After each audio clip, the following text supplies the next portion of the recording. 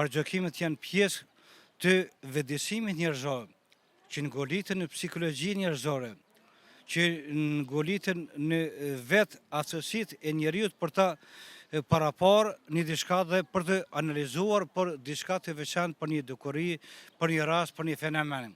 Paragjukimet janë pjesë e logjikës dhe e mentalitetit njeriut.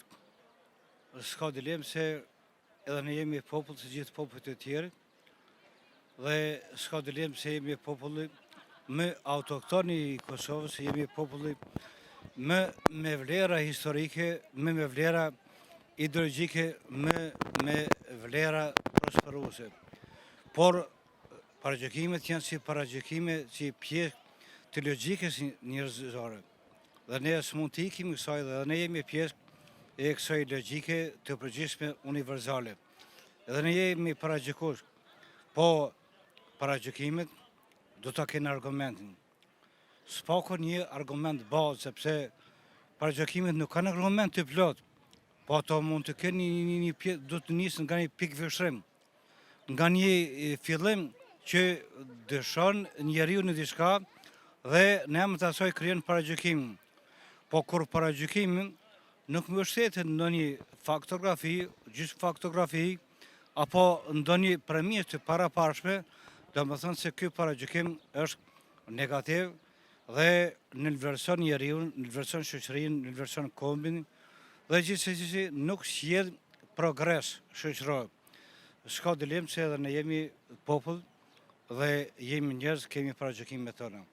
A mendon që më shumë po paragjykohen meshkujt a femra në ditën e sotit?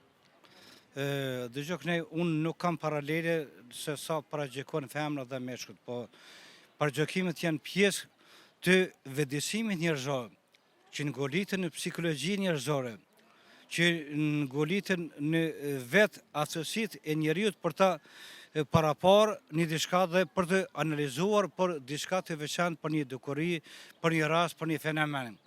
Dhe këto s'kemi të bëjmë me një paragjukim femror apo paragjukim mashkullor.